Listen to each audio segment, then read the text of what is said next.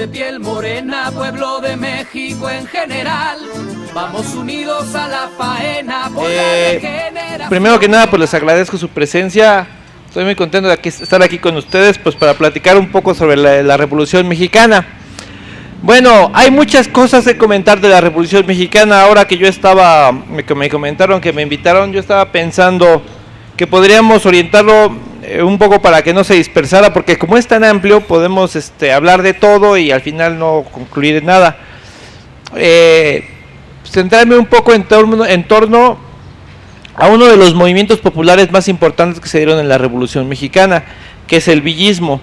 Básicamente en el proceso de la revolución tenemos dos movimientos de carácter fundamental, o digámoslo así, principales, que tienen una base social absolutamente antiestatal, revolucionaria genuina, y que pues nunca prácticamente se mantuvieron firmes hasta el final, que son el movimiento de Villa y el movimiento de Zapata. Y bueno, en el proceso de la Revolución Mexicana hay muchas cuestiones, pero esos son los dos más importantes. Y el movimiento zapatista, pues es un movimiento que se ha analizado mucho. Se puso de moda hace unos años, y bueno, yo creo que esa es una cuestión que pues bueno, se ha trabajado y de una u otra forma hay un conocimiento general de ello. Pero respecto del villismo hay muchas cosas. De hecho, recientemente en la jornada estábamos leyendo que hay, pues bueno, incluso nuevos historiadores, burgueses evidentemente, que están planteando, pues que lo que dicen todos, ¿no? Bueno, que Pancho Villa era un delincuente, que no tenía ninguna ideología, que Zapata, pues básicamente era un invasor de tierras, un violador, un asesino, pues que prácticamente Madero estaba loco, etcétera. Una serie de cuestiones que son realmente increíbles que se plantean en la actualidad. Incluso a partir del desarrollo de pues la investigación histórica más profunda, pero es importante plantear efectivamente, recordar los aspectos más importantes de estos movimientos para combatir estas ideas reaccionarias que solo tienen como objetivo realmente el que nosotros, las personas que trabajamos, la gente que nos esforzamos por darle a nuestra familia un futuro en base a nuestro esfuerzo personal y no en base a la explotación de los demás. Nosotros que trabajamos, estas cosas lo que pretenden es hacernos perder la esperanza, o sea, hacernos perder la capacidad de pensar que podemos tener un futuro mejor si luchamos. Y pues por eso quieren acabar con los héroes de los trabajadores, de los jóvenes, los héroes del movimiento de izquierda en México, ¿no? Entonces, un poco para irme centrando en el tema, la Revolución Mexicana básicamente tiene una razón fundamental, que es la cuestión de la tierra. Yo les tengo que comentar que bueno, la tierra en México en esos tiempos prácticamente estaba bajo la misma lógica de propiedad que en la época del final de la independencia. Al final de la independencia había unas 4.500 haciendas en todo el país que abarcaban entre el 60 y el 70% de toda la tierra cultivable. Estoy hablando de la tierra cultivable. Cuando inicia la revolución había unas 5.000 haciendas y abarcaban prácticamente el 80% de toda la tierra cultivable. Es decir, durante el proceso de fin de la colonia hasta el inicio de la revolución hubo un proceso de incremento de haciendas y incremento de la posesión o de las tierras que controlaba los grandes terratenientes. Otro factor es la cuestión del trabajo. El factor del trabajo es también fundamental.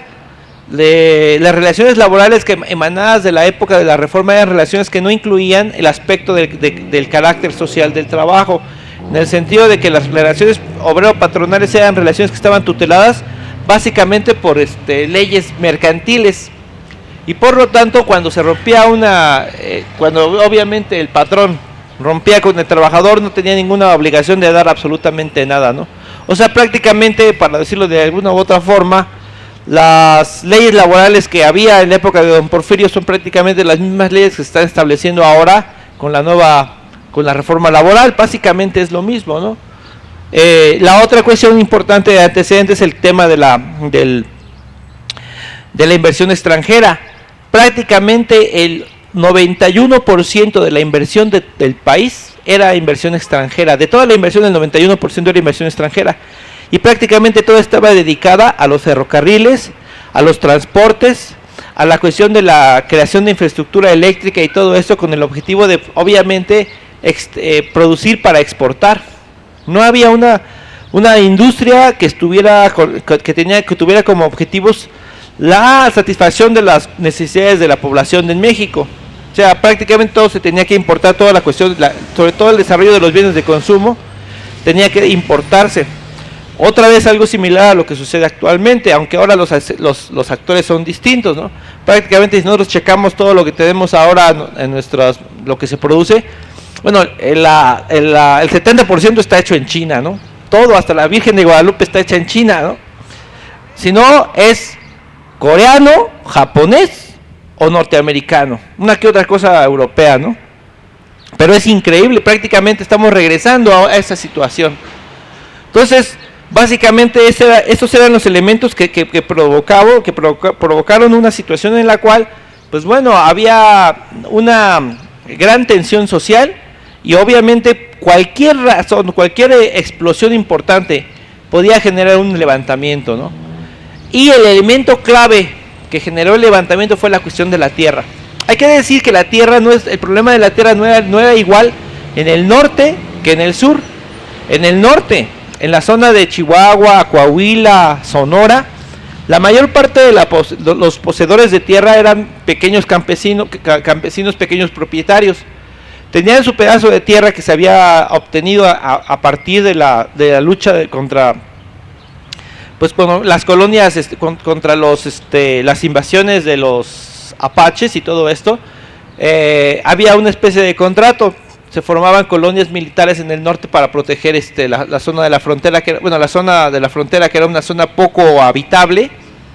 Esas colonias militares se les daba tierras y entonces los campesinos eran propietarios de tierra y tenían que tener una cierta preparación militar para enfrentar a las bandas de apaches. Esta situación fue peculiar. Hubo uno de los dirigentes o caudillos más importantes de este movimiento, era Luis Terrazas, el cual aprovechó su situación de caudillo, de jefe militar o de las colonias para hacerse propietario de gran cantidad de tierras que no tenían, o adjudicarse tierras que no tenían propietario, y de esta manera generó una especie de imperio en el norte en Chihuahua básicamente. Entonces, compañeros y compañeras, esta cuestión, la cuestión de las colonias militares ya tuvo un pequeño antecedente en cuanto a la capacidad combativa que tenían estas. A finales del siglo XIX hubo un levantamiento místico, más o menos místico, religioso, vinculado con la cuestión de un pequeño pueblo había también en Chihuahua, ¿no? El levantamiento de un pequeño pueblo que pues se rebeló contra el poder estatal. La organización, pues bueno, del pueblo, pues que tenía una costumbre de organización militar, enfrentó, no sé, primero a una partida de 100 soldados que derrotó fácilmente, luego de 1000 soldados, y luego finalmente tuvieron que mandar destacamentos de miles de soldados para acabar con la pequeña rebelión del pueblito. Hay muchas historias sobre esta legendaria cuestión, y yo sí se les recomendaría que lo pudieran ustedes verificar.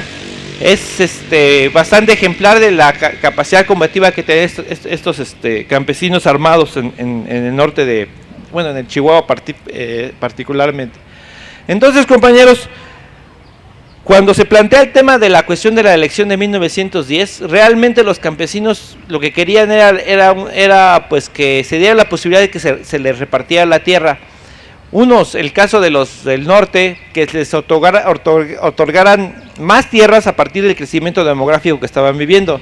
Y la gente del sur, particularmente de Morelos y de otras regiones de Guerrero, de Michoacán, de Morelos, etcétera, pues querían que se les regresaran las tierras que se les había arrebatado a partir de las leyes de reforma. Las leyes de reforma habían implementado una serie de medidas que implementaban la venta de las tierras, de las propiedades de los indígenas, de los pueblos indígenas y de la iglesia, y esas tierras todas fueron acumuladas por grandes terratenientes.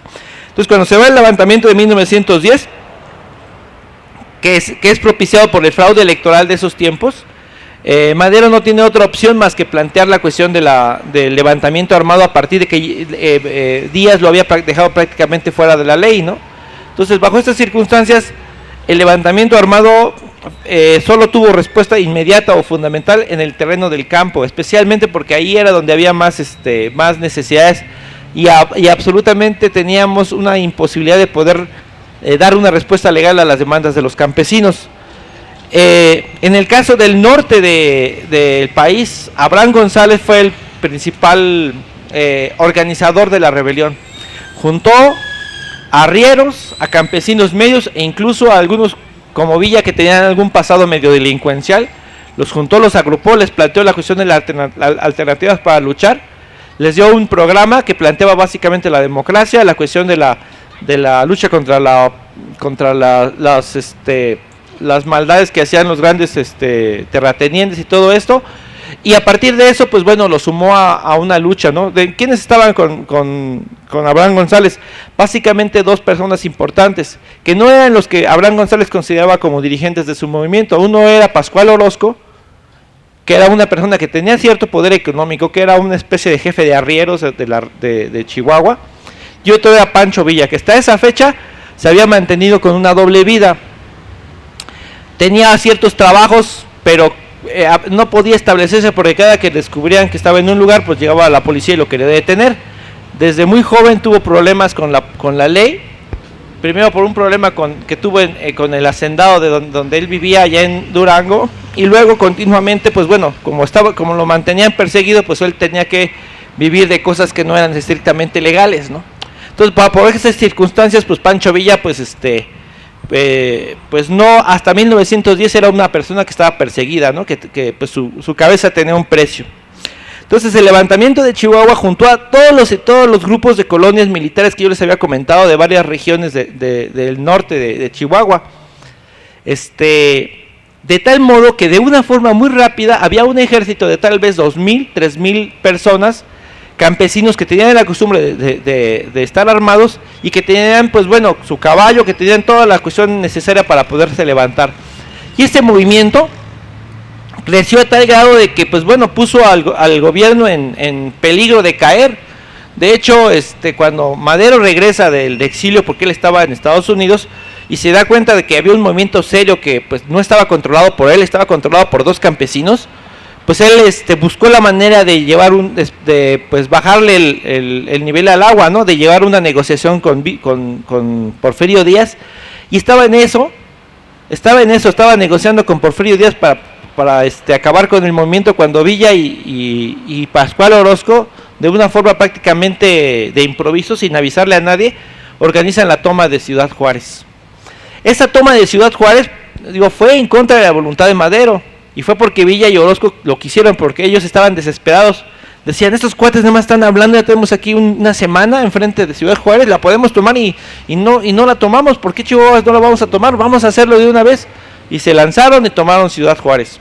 Eso acabó con el movimiento, con el ejército federal. Es increíble porque era un ejército que supuestamente tenía un entrenamiento con militares que estaban estudiando en Europa y tácticas de todo tipo, y bueno, básicamente quedó despedazado el ejército federal, sobre todo en cuanto a sus mandos, ¿no? Hay que tomar en cuenta que qué tipo de persona participaba en el ejército. Eran soldados que se les llamaba de leva, ¿no? Iban a los pueblos, los soldados recogían a 3 o 4 personas, entre jóvenes que podían agarrar, y se los llevaban, ¿no?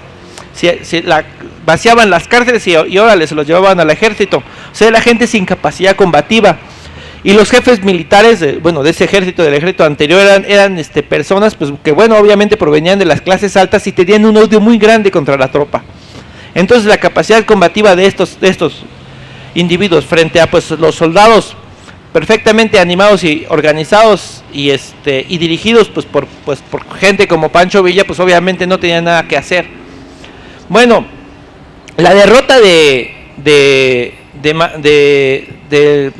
Porfirio Díaz no significó la caída del régimen porfirista, porque Madero, yo les decía, él tenía más miedo del movimiento que se estaba generando que de Porfirio Díaz, y él integró a su nuevo gabinete a prácticamente más de la mitad de los integrantes del régimen anterior, de los porfiristas, de tal manera que teníamos una situación muy extraña. Había sido derrotado el ejército porfirista, los campesinos habían dado incluso la vida para lograrlo, y ahora en el gobierno de Madero estaban gentes puro porfirista, pues por un lado, y por otro lado gente que estaba combatiendo tanto a Zapata en el norte como pues, a los campesinos que pedían tierra Zapata en el sur, como a los campesinos que pedían tierra en el norte. Entonces se quedó una situación muy extraña. Había otra situación que generaba conflicto, era que bueno, Madero era una buena persona, tampoco era un tipo no ser malvado como Huerta o algo así. No tenía la voluntad de enfrentarse a los ricos, pero tampoco quería aplastar a los pobres. Aunque bueno, algunos de sus jefes militares sí, particularmente Huerta. Entonces, bajo esas circunstancias, la gente que estaba en el poder decía, bueno, es que este cuate no reacciona, tiene que darles hasta por las orejas, tiene que acabarlos, tiene que aplastarlos. Y no los aplasta. Y por lo tanto, esos son los ricos, y los pobres no están cediendo, no están concediendo, no están planteando nada de lo que señalaron cuando nos llamaron a luchar. Nos llamaron a luchar por la tierra y no nos dan la tierra. Nos llamaron a luchar por los derechos de los trabajadores y no hay, la situación es exactamente igual que en la época de Porfirio Díaz. Entonces plantearon, bajo estas circunstancias, pues empezó una lucha en contra de Madero por todos lados, ¿no? Los ricos y los pobres, pero cada quien por su lado, y se dieron cosas peculiares. Por ejemplo, en el norte del país, los sectores de la oligarquía, los sectores digamos más nefastos, sumaron a Pascual Orozco para levantarse en armas contra Madero. Y en el sur, Zapata, que también estaba fastidiado, pero por otras causas totalmente contrarias de Madero, se levantó en contra de Madero, ¿no? Y fíjense qué peculiar, el plan de Ayala plantea como jefe militar de la rebelión de todo el país a Pascual Orozco, ahora sí que Pascual Orozco era exactamente lo contrario de Zapata, pero en el despapalle que se formó por las cuestiones de Madero, pues terminaban tácticamente o por lo menos momentáneamente del mismo bando. Bien, cuando se da el levantamiento de Orozco, los maderistas pues estaban muy preocupados porque Orozco prácticamente tenía el control de pues todos los antiguos campesinos que se habían levantado en armas en la época de 1910. Entonces lo que hace el gobierno desesperado es por un lado mandar a Huerta a combatir a Orozco y por otro lado buscar a un jefe militar popular que pudiera enfrentarse a Orozco, y el único que había era Francisco Villa. Madero, como le tenía miedo a Villa, lo había mandado a su casa, lo había dado un dinero, 10,000 pesos, para que se estableciera, para que pusiera unas carnicerías y se olvidara de la política. Entonces lo sacó de la carnicería prácticamente Madero a Villa y lo mandó a dirigir con Huerta a Orozco. O sea, Huerta y Villa estaban juntos combatiendo a Orozco. Pero obviamente Huerta no tenía ninguna simpatía por Villa. Prácticamente eran lo contrario, como yo les decía, ese tipo de combinaciones que se dieron en el proceso. Y estaba muy molesto porque bueno, las tácticas de Villa estaban funcionando para derrotar a Orozco, y lo derrotaron finalmente. Orozco tuvo que salir del país. Cuando pudo, Huerta le organizó un complot a Villa y lo mandó detener, incluso lo quería fusilar, ¿no? Ya lo iban a fusilar y pues de pronto alguien le tuvo piedad de él, un jefe, un soldado, un mando que estaba por ahí, y le dijo a Huerta, no, mejor mándalo tú no cargues con la responsabilidad del asesinato de mejor mándalo a la Ciudad de México detenido y que allá lo juzguen y lo condenen. Pues está bien. Como él era medio briago, le inventó una botella de tequila y ya no hubo problemas, ¿no? Pero bueno, teníamos nosotros, fíjense nada más cómo es la vida. Madero tuvo que apelar a Villa para poder liberarse de la rebelión de Orozco, y cuando se deshizo de Orozco, a Villa lo mandaron detener. Y Villa, el que derrotó a Orozco y que salvó a Villa, estaba en la cárcel aquí en la Ciudad de México, en algunas cárceles de Tlatelolco y varias partes. Entonces, bueno, esto es increíble. Villa estaba perfectamente pues sacado de onda, no sabía qué estaba sucediendo, ¿no? Él era una persona fiel, tan fiel a Madero, que incluso le ordenó el desarme de los ejércitos magonistas en el norte de Chihuahua antes de ser retirado, ¿no? Entonces era una persona pues que daba su vida por Madero, pero Madero pues prácticamente cada que podía se deshacía de él, ¿no? En la cárcel, Villa, que no sabía leer, aprendió a leer y a escribir muy bueno, de forma más o menos que se pudo defender, y preparó un plan de escape. La situación era peligrosa porque, bueno, los enemigos de Madero, de la gente que tenía mucho poder, estaban preparando un golpe de estado para sacarlo del gobierno. Y por otro lado, esos mismos enemigos se habían aliado con Huerta para establecer el golpe. Hay que decir una cosa muy clara: una vez que Huerta tomara el gobierno, que cosa que sucedió, iba a asesinar a Pancho Villa, porque era uno de los elementos con los que se había enfrentado en la campaña con Orozco. Y bueno, ¿no? Villa le advertía, le mandaba cartas a Madero señalándole que, pues bueno, que se avecinaba un conflicto, que él quería sumarse a la lucha y todo esto, y pues Madero no le hizo caso. Prefirió nuevamente atender o confiar en Huerta como su jefe militar, que apelar a gente como Villa, que él lo consideraba como un ignorante. Se da una escapada. Pancho Villa se escapa del Tlatelolco, se va a la costa, escapa por barco hacia Estados Unidos, y en ese transcurso se da el golpe de estado. Obligan como todos ustedes saben, vamos a simplificar un poco, obligan a Madero a firmar su renuncia, prometiéndole que si la firma no lo van a matar, y después de que la firma lo matan. Todo fue legal, ¿no? Todo fue conforme a derecho. Firmó su renuncia y entonces el siguiente presidente pues quedó ungido bajo la cuestión de la legalidad, y pues bueno, no hubo conflictos legales. Después a Madero lo asesinan fingiendo una escapada, y pues bueno, ellos pensaron que con eso iban a poder acabar con el movimiento, ¿no? La acción o el gobierno de Huerta fue un gobierno absolutamente reaccionario, como todos ustedes saben, un gobierno que se enfrentó contra toda la población de una manera pues verdaderamente salvaje. Pero nuevamente esta cuestión reaccionaria sumó a otros sectores a la lucha. La gente acomodada, digámoslo así, la burguesía media del norte del país también se suma, lo que es, por ejemplo, Venustiano Carranza en Coahuila, José María Maytorena en Sonora, y de esta manera se genera una nueva coalición antigubernamental, una coalición que es muy variada, ¿no? Hay elementos que son abiertamente reaccionarios, pero que no quieren a Huerta porque consideran que va a echar a perder todo, y hay gente altamente revolucionaria, ¿no?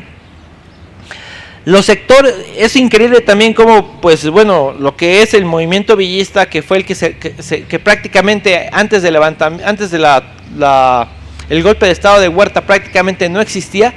En pocos meses pasa de 9 individuos, que son los que cruzan la frontera con Pancho Villa en Chihuahua, hasta un grupo de hasta alrededor de 40,000 soldados, ¿no? Todos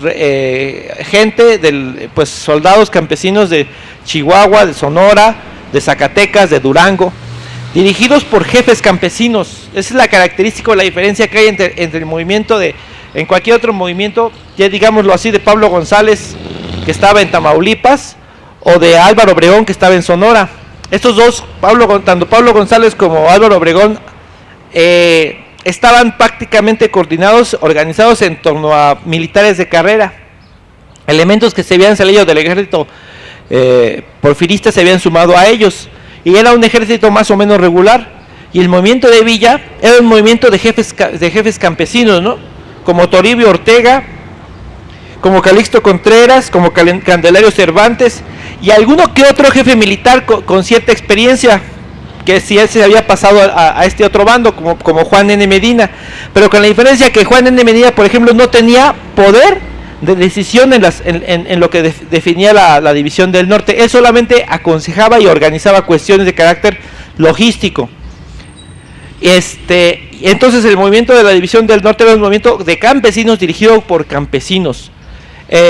Tenía sus detalles, porque cada jefe militar, como era un dirigente campesino, tenía gran presencia respecto de sus gentes, ¿no? Pero no se llevaban bien con respecto de otros. Por ejemplo, los soldados que eran de Parral, Chihuahua, no se llevaban bien con la gente del norte de Chihuahua mismo, de Casas Grandes, etcétera, ¿no? O sea, había ciertos conflictos, se necesitaba una persona que organizara, ¿no?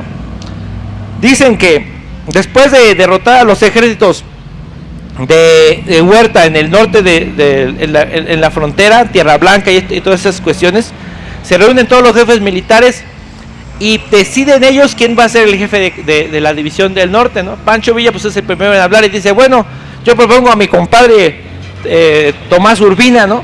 Pero todo el mundo sabía que Tomás Urbina sí era una persona muy aguerrida y todo, pero también era muy, ¿cómo decirlo? Pues tenía pocos escrúpulos. Entonces, pues básicamente todos se orientaron hacia Pancho Villa, ¿no? Y otra cosa importante que también hay que destacar, también este movimiento, el jefe fue elegido. Si ustedes se acuerdan el caso de Carranza, Carranza se autodenominó el jefe máximo de la revolución, pero nadie lo votó. Él dijo, yo soy y tengo dinero, así que yo soy. ¿Hay algún problema? No, pues que no. Y bueno, obviamente que ese dirigente popular que era Pancho Villa, que tenía una gran fuerza, había sido electo, pues tenía una gran autoridad moral para con toda su gente. Y eso significó obviamente un avance en el proceso revolucionario. Rápidamente las haciendas de Chihuahua fueron controladas por los revolucionarios, fueron administradas y utilizadas para el financiamiento del movimiento, ¿no? Los bancos se controlaban por el movimiento revolucionario, se crearon escuelas, se organizó toda una especie de medidas de carácter revolucionario que permitieron que Chihuahua fuera la base para la lucha en contra de Huerta. De forma paralela, el movimiento villista fue avanzando hacia el sur. Primero tomó la zona de la Laguna, Torreón, luego avanzó hacia Zacatecas. Y el avance era tan importante que Carranza estaba básicamente desesperado, ¿no? Incluso planteó la necesidad de atacar en el proceso previo a la toma de Zacatecas. Él estaba planteando la necesidad de cortar las líneas de comunicación que tenía el ejército villista con Chihuahua, ¿no? Entonces es una situación verdaderamente, pues que solamente el hecho de que el enemigo principal era Huerta evitó que se diera un enfrentamiento entre Villa y Carranza de forma inmediata. Pero básicamente, aún en contra de la voluntad de Carranza, nuevamente Pancho Villa y su ejército toman la ciudad de Zacatecas, una batalla en donde participaron alrededor de 25,000 personas, murieron 4,000, la gran mayoría de ellos fueron soldados federales, y prácticamente eso acabó con la columna vertebral del ejército huertista. Huerta tuvo la necesidad de tener que ceder el gobierno y hacer la paz con alguien que no fuera Pancho Villa. Bueno, él sabía que, o sea, se habían enfrentado desde antes y sabía que no podía de ninguna manera ceder la derrota a Francisco Villa. Y él pacta con Carranza en la entrega del gobierno a los carrancistas, ¿no? Y bueno, a partir de ahí, compañeros, se da un conflicto. Nuevamente tenemos el caso de las posibilidades de una transformación revolucionaria que se pudiera desarrollar en todo el país, como se estaba dando en Chihuahua y se estaba dando en Morelos, pero lamentablemente no había la perspectiva de una organización política que permitiera un régimen distinto al que planteaba Carranza y Obregón, un régimen que era un régimen que básicamente significaba el desarrollo del capitalismo en México. Obviamente tanto los campesinos como los trabajadores podían, bajo las circunstancias que se estaban en esos momentos, establecer un gobierno alternativo, ¿no? Y la existencia del movimiento de Zapata y el movimiento de Villa lo prueban. O sea, se podía. Lamentablemente, por las condiciones que había en esos momentos, no se pudo extender a nivel nacional. También a nivel internacional hubo factores. El gobierno norteamericano reconoció a Carranza y le prohibió la venta de armas a Pancho Villa, y las armas que le vendió eran armas que estaban obviamente defectuosas, parque defectuoso y todo esto, ¿no? Hasta esa época, hasta el enfrentamiento entre Carranza y Villa, Villa consideraba que los norteamericanos podrían hacer muchas cosas, pero eran gente confiable, o sea, le podías comprar cosas y lo que comprabas estaba bien, ¿no? Pero pues bueno, básicamente lo traicionaron. No solo lo traicionaron bajo esa lógica, sino que le permitieron al ejército de Carranza meterse a territorio norteamericano para tenderle una emboscada a Villa en Sonora. Esa combinación de factores permitió la derrota del movimiento villista, ¿no? Para ser sincero, si no hubiera existido ese factor externo, el factor de los Estados Unidos, el triunfo del movimiento de la convención, que estaba dirigido militarmente por Francisco Villa, era prácticamente un hecho. De hecho, cuando Villa y Zapata se reunieron en la Ciudad de México, la única región que controlaba Carranza era la zona de Veracruz. Todo lo demás ya había sido controlado por el movimiento de la convención. Pero bueno, bajo estas circunstancias, en una guerra moderna, en una guerra en donde los ejércitos de decenas de miles tienen que abastecerse, tienen que combatir, tienen que emplear armas de alto nivel, obviamente el factor externo fue clave, ¿no? Tenemos que decir que en ese sentido, pues sí, aunque Francisco Villa no tenía mucha idea así política muy precisa, muy clara de qué es lo que había que hacer, sí sabía reconocer a los enemigos, y supo reconocer quiénes iban a traicionar a Madero, y supo reconocer quiénes fueron los que generaron la derrota del movimiento el movimiento de la convención durante la época de 1914-1915, ¿no? Y obviamente una de las razones por las cuales Villa atacó Columbus en 1916 fue por esta traición que él sentía como una cuestión clave, ¿no? Después de la derrota las derrotas de 1915 en el norte, en el centro del país, prácticamente el movimiento de Villa se convirtió en un movimiento guerrillero, ¿no? Un movimiento en donde, pues bueno, las partidas se reunían para hacer acciones y luego se dispersaban para esperar un momento para volver a atacar.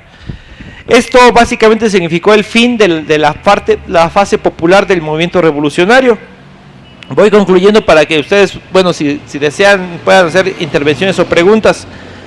Esta fase popular fue derrotada militarmente en ese periodo, pero no políticamente. Todavía el movimiento de Carranza necesitaba legitimarse ante los sectores, ante distintos grupos que aún estaban, aunque derrotados, pero descontentos y que en cualquier momento se podían levantar en armas nuevamente. Por eso plantearon la Constitución de 1917 con un carácter un poco más a la izquierda de lo que realmente era Carranza.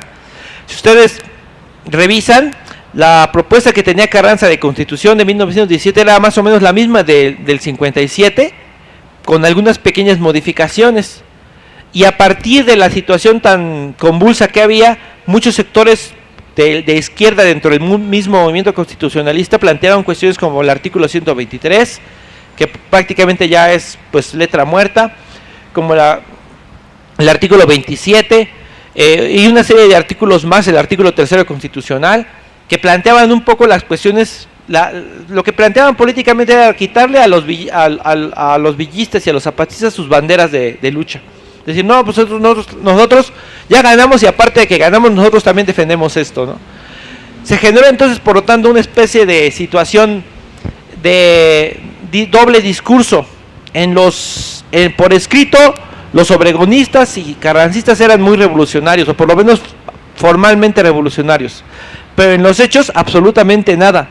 Y la prueba es que cuando pudo, Obregón firmó un acuerdo con los norteamericanos, un tratado, el famoso tratado de la Huerta Lamont, que firmó Adolfo de la Huerta como secretario de Hacienda de Obregón, en el cual se comprometían a no aplicar la Constitución de 1917 a todas las propiedades norteamericanas.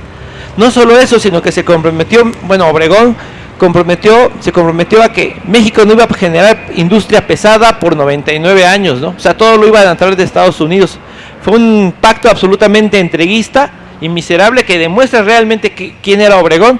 Ese mismo Obregón que empezó a atacar a la cuestión de la iglesia, ¿no? Porque al gobierno luego le gusta mucho eso, jugar a un discurso supuestamente radical en cosas que no cuestan, y en lo que cuesta, y en lo que le pesa a la clase poseedora, ahí sí ponerse muy difícil.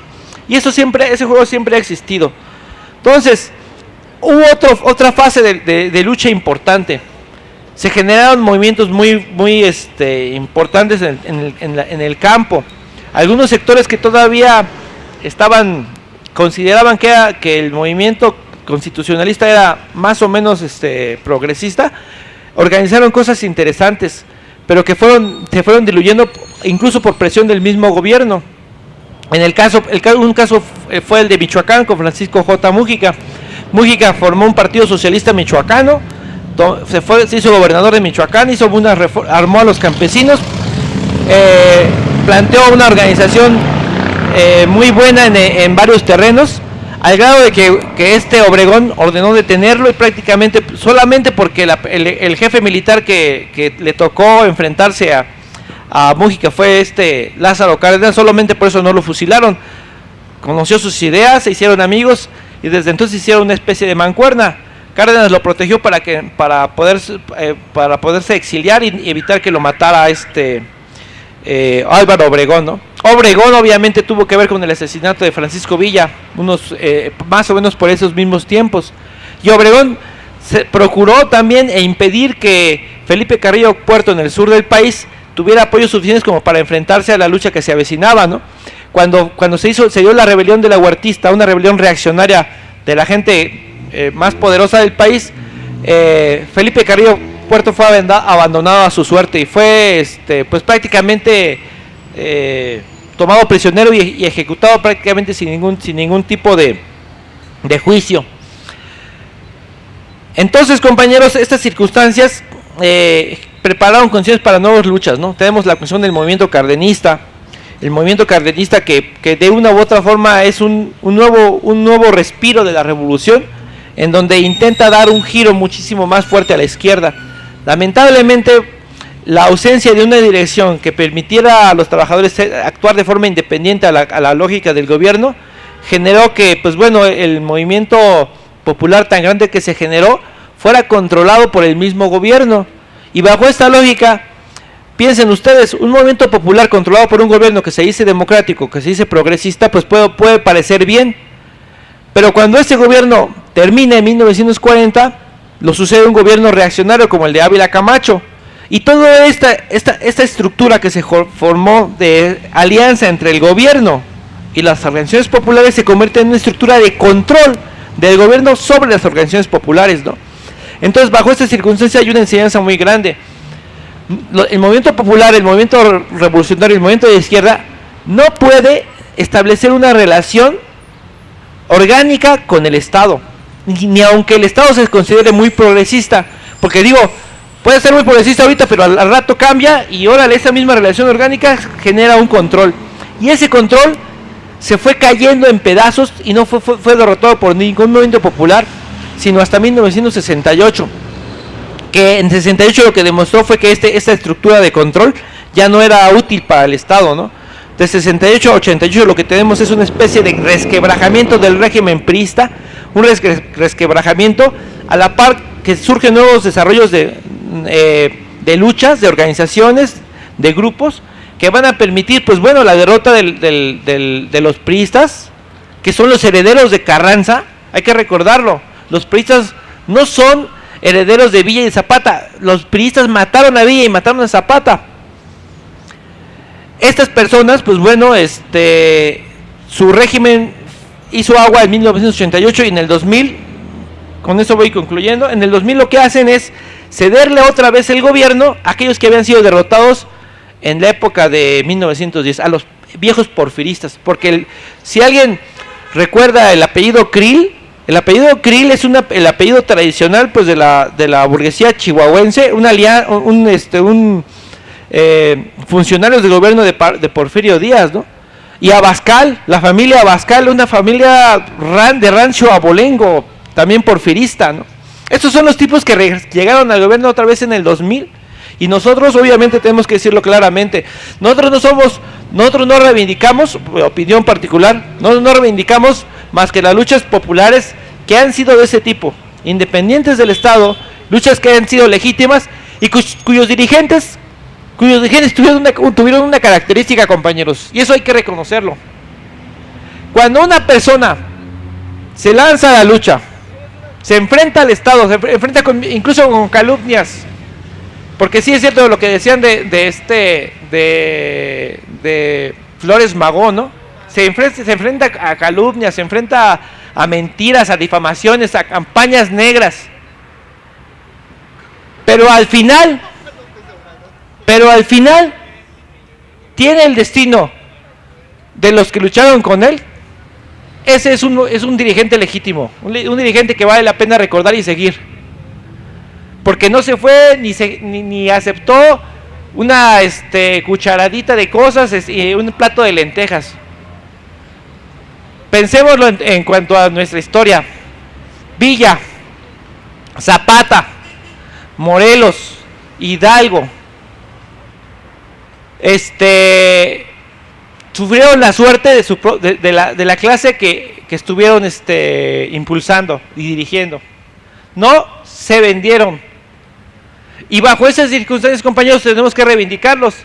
Pero gente como Obregón, este es el tipo de personas que nos quieren mostrar como representantes de la Revolución Mexicana, ¿no?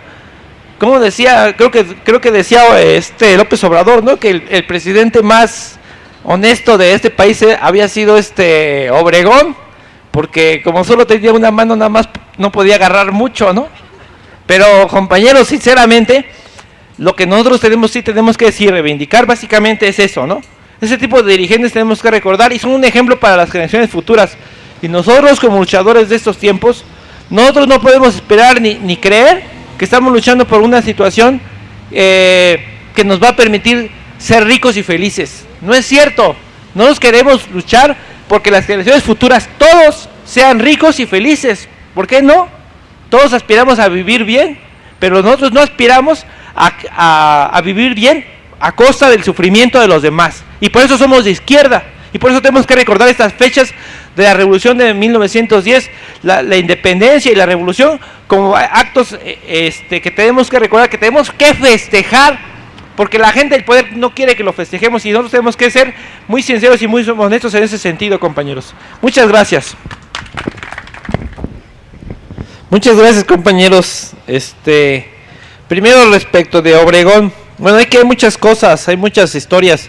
Hay una canción que cantan los hermanos Sáizar sobre las batallas de Celaya, y me lo recordó acá la compañera porque hablaba de la cuestión de los indígenas, ¿no? Les decía Obregón a los yaquis: éntrenle, muchachos, que si se mueren van a revivir en su tierra. Y le responde un soldado yaqui: no es cierto, mi general, le escribí a mi hermano muerto y no me ha vuelto a contestar. O sea, sí señala un poco esta actitud que tenía Obregón de ofrecer y sabiendo que no iba a haber nada, por un lado, y por otro lado, pues obviamente, pues la ingenuidad de los sectores populares, que muchos sí creyeron en él. Hay que recordar que incluso, para desgracia de la historia de los trabajadores, él se choreó, por decirlo de algún modo, a los trabajadores de la Casa del Obrero Mundial, que era la organización sindical más importante que había en la Ciudad de México, y lo sumó a luchar contra Villa, en los famosos batallones rojos. Obviamente, esa historia también hay que comentarla, para un poco ilustrar qué carácter moral tenían estos tipos de personas.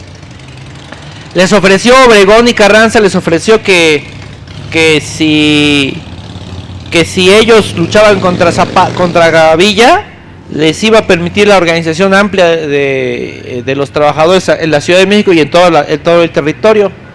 Pues se lo creyeron y lo hicieron, ¿no? Ya ven que como ellos eran de una tendencia anarquista muy reformista, por decirlo de algún modo, ellos les daba lo mismo quién estuviera en el poder. Ellos decían: bueno, lo importante es que mi organización va a estar bien, así que si estos me ofrecen esto, pues adelante. Entonces, en 1916, en agosto, se organizó una gran movilización, efectivamente, sobre todo impulsada por los electricistas. Carranza y Obregón respondieron con la represión abierta, detuvieron a los dirigentes principales y los condenaron a muerte, ¿no? Sofocaron la primera huelga general del país a sangre y fuego, ¿no? Eso es un poco el pago que les dio Obregón a la gente de los batallones rojos. Y lo mismo con los yaquis, ¿no? Es evidente que él, después de que los ayudó a luchar contra Villa, pues los traicionó, ¿no? Es importante, bueno, sobre la cuestión del tratado. El tratado es muy famoso, es el Tratado de la Huerta Lamont, Si ustedes anotan en internet en el buscador Tratado de la Huerta de Lamont, inmediatamente aparece porque les digo, es popularísimo. También lo pueden encontrar en la Antología de Historia de México que edita el Instituto Politécnico Nacional. Esa es una antología muy interesante porque lo que hace es simplemente extraer documentos históricos. Está el Tratado de la Huerta de Lamont, está el pacto de la empacadora, el plan de la empacadora que hizo la proclama que planteó Orozco cuando se levantó en armas, está el plan de Ayala, o sea, puros planes, incluso los dos que hizo Porfirio Díaz. Porfirio Díaz primero se levantó contra Juárez y lo derrotaron, y después se levantó contra el sucesor de Juárez, que era Lerdo, y ahí ganó él. Esos dos planes, el plan de Tuxtepec, están ahí, entonces son muy concretos, y bueno, sí, se los recomiendo para que lo puedan investigar o conocer.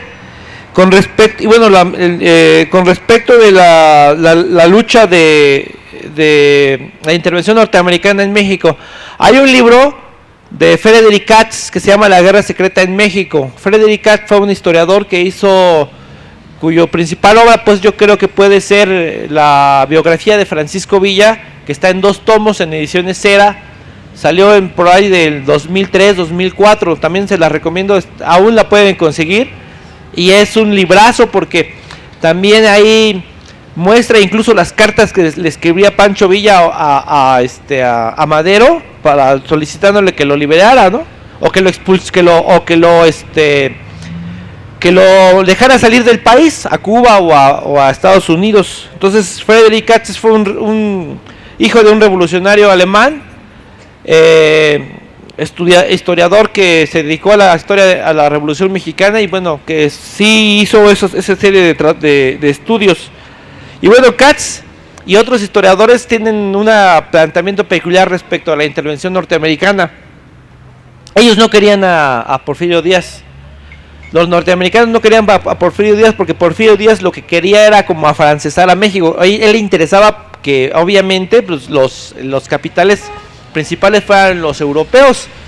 No lo podía hacer de una forma muy buena porque bueno, tenía a Estados Unidos allá a un lado, ¿no?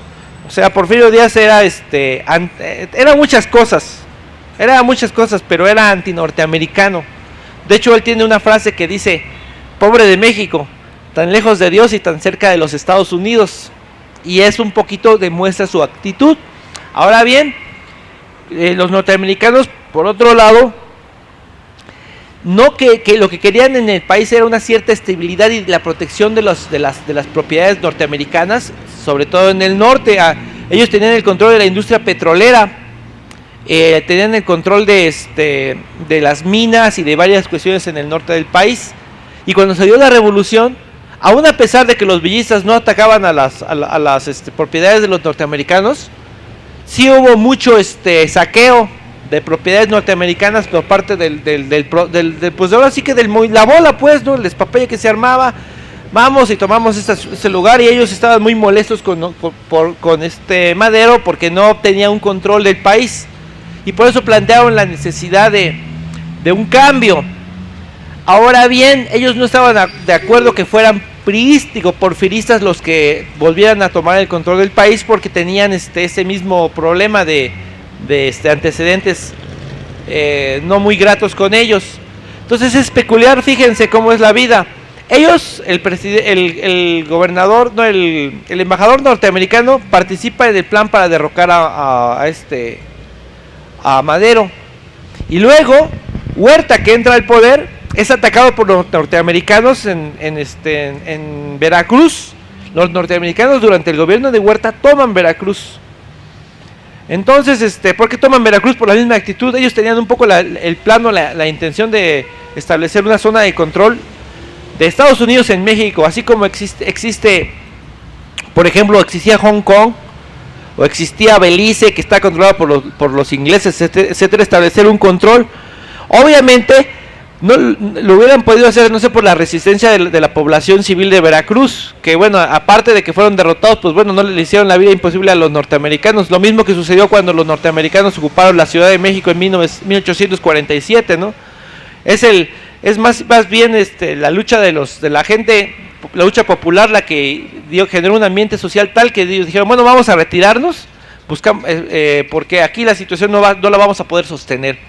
Incluso esa gente, pues en ese sentido se dio cuenta del potencial que tiene el revolucionario que tiene México, ¿no? Ahora, entonces comento, la situación varía en función de las consideraciones que tiene Estados Unidos respecto de los distintos regímenes, gobiernos o caudillos de la revolución. Obviamente, por ejemplo, a Zapata no lo podían ver ni en pintura, o sea, no había ninguna posibilidad de que ellos consideraran que Zapata fuera una alternativa. A Villa, pues no sabían. Con Villa, ellos consideraban que él podía ser una especie de caudillo, un brazo duro que pudiera aplicar pues cierto orden, porque el ejército más ordenado del país era la División del Norte. No se prohibía tomar, se prohibían escándalos, no podían robar, o sea, era una cosa pero y el que se ponía difícil lo fusilaban, así que ellos se portaban bien a fuerzas prácticamente. Entonces decían, bueno, pues puede ser, pero cuando empezó a tomar medidas revolucionarias en Chihuahua, empezaron a dudar de él. Por otro lado, Obregón ordenó la defensa de los pozos petroleros de Tamaulipas por parte de Pablo González. Pablo González era un individuo pues que había sido petrolero, pero que realmente era un mercenario. Se dedicaba más bien a cuidar las propiedades de los gringos en la frontera. Y de esa manera, pues ahora sí que ellos se granjearon el favor de los norteamericanos. Entonces los norteamericanos, cuando se dieron cuenta del programa de la convención y de las medidas revolucionarias que había tomado Pancho Villa en Chihuahua, entonces, compañeros, pues ellos dijeron, no, pues Carranza y Obregón son los nuestros, ¿no? Porque estos cuates nos defienden incluso en contra de su propia población, y pues Francisco Villa no, y obviamente hicieron la traición que yo les planteo. Y traición desde el punto de vista de Pancho Villa, porque desde el punto de vista de los intereses norteamericanos es simplemente estar viendo quién les ofrece mejores posibilidades, ¿no? Pero para Francisco Villa sí era una traición, porque él no ubicaba políticamente las cosas tan derecha y de izquierda, y él decía, bueno, ¿eres leal o no eres leal?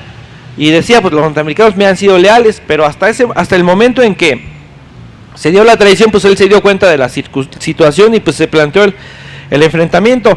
Y todavía hasta la fecha no ha habido ningún ejército que haya invadido a los norteamericanos y haya salido vivo, ¿no? De hecho, pues bueno, Francisco Villa y sus 200 o 300 soldados que atacaron Columbus es lo único.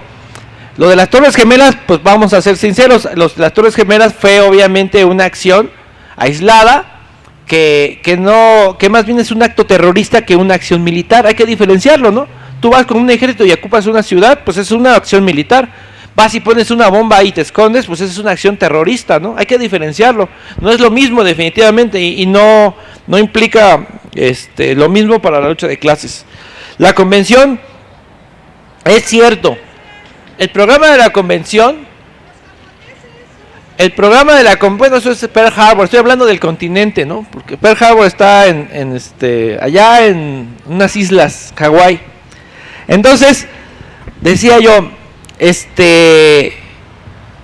hablando de la convención sí plantea una serie de cuestiones que son muy importantes de carácter progresista, que tienen que ver con la experiencia villista de Chihuahua y el plan de Ayala. Obviamente que yo sí considero, como dice el compañero, que había una gran posibilidad de pues que eso significara una alternativa.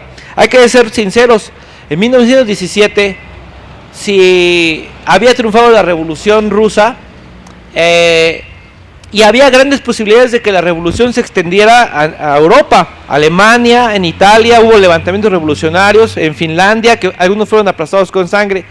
Entonces, estábamos hablando de pocos años, de 1917 a 1923 se decidió la historia del mundo.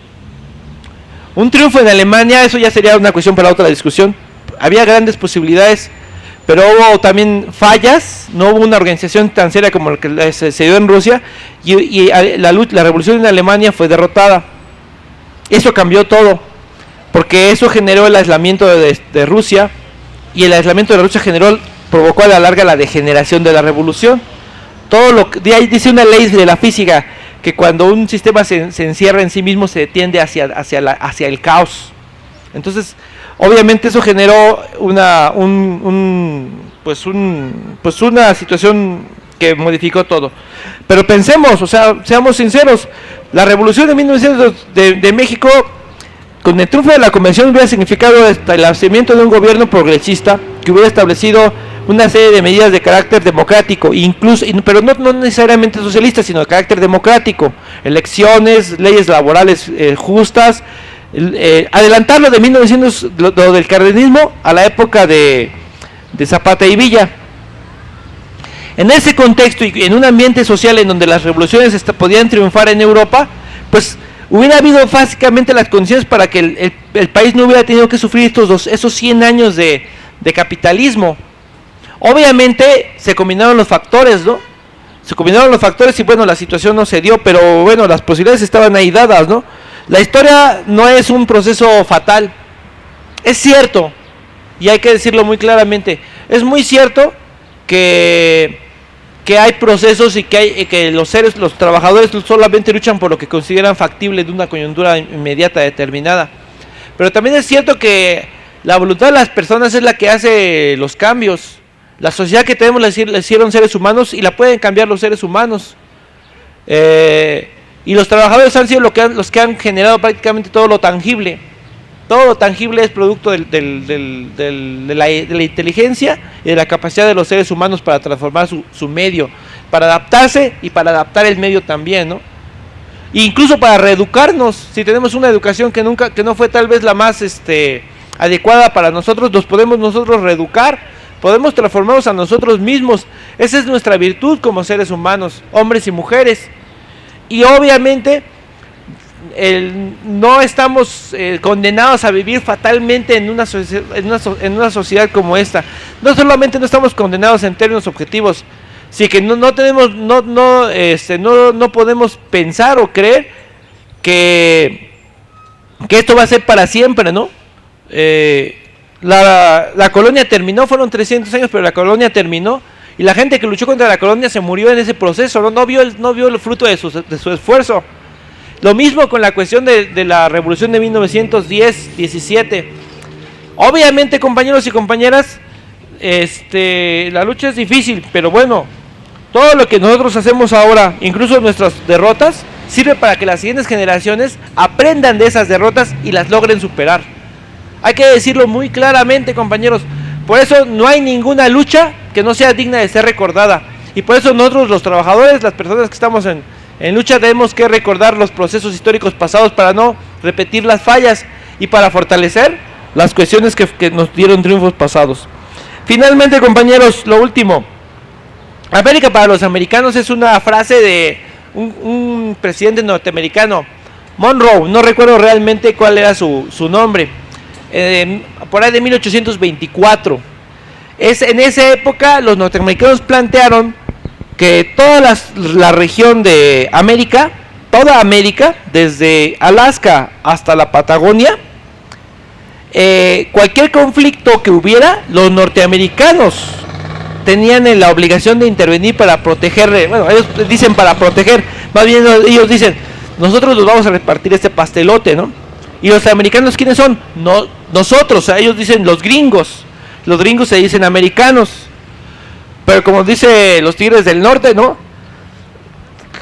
Americanos somos todos, desde la Patagonia hasta Alaska, y entonces nosotros también somos americanos. Tendríamos que nosotros reivindicar la cuestión de ser americano, pero ellos se la han quedado, esa palabra se la han quedado. Obviamente que ellos, lo más correcto es que se dijeran norteamericanos, pero bueno, tuvieron una falta tan grande de imaginación que no le pudieron no le pudieron poner nombre a su país. ¿Su país cómo se llama? Estados Unidos de América. Pero bueno, ¿eso qué? Eso no significa nada. También nos hubiéramos podido llamar nosotros así. Entonces, pues Estados Unidos es un país que no tiene nombre, entonces agarró el nombre del continente pues para sí mismo, ¿no? Es otro atraco que realizaron, pero bueno, no sé. No es tan importante en el fondo, pero sí es importante recordar y rescatar, pues que bueno, ¿no? Que todos somos americanos.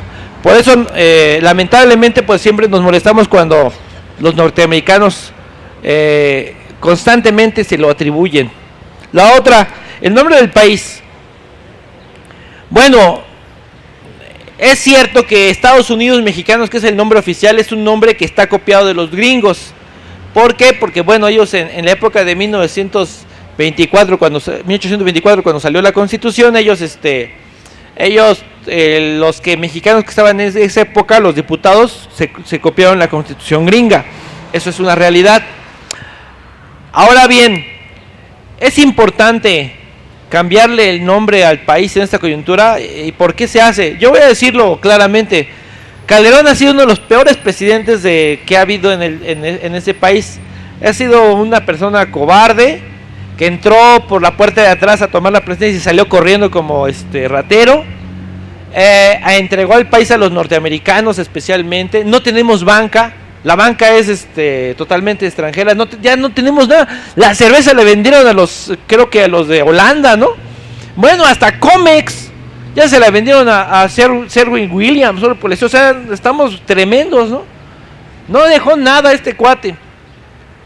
Y ahora plantea el tema del cambio del nombre del país para pasar a la historia. Es un simple capricho de carácter personal, es una cuestión veleidosa que yo creo que no solo por eso no se debe apoyar. No creo que por esa misma razón no creo que los mismos priistas lo acepten, porque dicen, pues si alguien le va a cambiar el nombre voy a ser yo. Mi opinión es que en un gobierno de izquierda, en un gobierno pues que planteara una transformación del país y el país pudiera respirar otro ambiente, respirar una situación en la cual hubiera libertades como las que no hubiera tanto asesinato, no hubiera tanta violencia, no hubiera tanta miseria y tanta desvergüenza de los gobernantes, tanto cinismo de ellos mismos.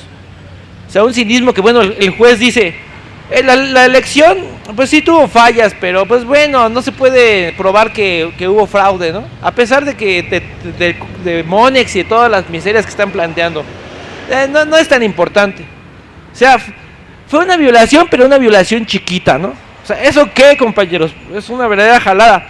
En el marco de esta situación, si hubiera un verdadero cambio, una transformación del país, sí podríamos plantear el tema de cambiarle el nombre a nuestro país, a México, cambiarle el nombre, ponerle igual México, no sé, la República Bolivariana de Venezuela, se cambió de nombre porque cambió de ambiente, es otra cosa, ¿sí? A pesar de todos los esfuerzos dificultades que tienen, pues están luchando por otra sociedad. Nosotros, yo creo que tendríamos que plantear esa situación en el marco de un gobierno distinto. Pero no solamente gobierno no es un gobierno distinto, sino va a ser un gobierno incluso peor. Entonces, por eso, compañeros y compañeras, pues yo obviamente también me opongo a que se le cambie el nombre, pero no por una razón de carácter formal, sino porque este cuate, este miserable, no tiene ninguna autoridad moral para estarle cambiando el nombre nada más para quedar en la historia. Ya yo fui el que le cambié el nombre a México. ¿Eso qué, camaradas? Eso verdaderamente es una desvergüenza. Concluyo. Les agradezco su presencia. Estoy pues obviamente abierto a comentar con ustedes cualquier otro tema en algún otro momento. Ya tendremos oportunidad de ello. Yo soy editor de un periódico, del periódico de la izquierda socialista. Nos pueden buscar en internet. Tengo algunos otros libros. Quería comentar una situación, pero ya la voy a dejar para otra ocasión. Descubrimos que, bueno, en la época de la lucha contra las ideas socialistas en Estados Unidos, en una época en donde asesinaban anarquistas, en esa época el gobierno norteamericano mandó a asesinar a Ricardo Flores Magón en la cárcel. Es una cuestión que luego no se recuerda, pero hay que destacar mucho. Ya no lo puedo comentar, pero está en un libro que no he publicado porque no tengo dinero, sobre la historia de la lucha de clases en Estados Unidos. A ver qué día que lo publique, pues se los paso. Y bueno, nada más, eso, muchas gracias. Nos vemos a la próxima y bueno, dejo el micrófono para cualquier intervención. Compañeros, solo quería recordarles la frase entera de América para los americanos y su origen. Dijo el creador de la frase: Dios le dio a los americanos el poder de ocuparse de América. Así que la frase es religiosa originalmente. Muchas gracias.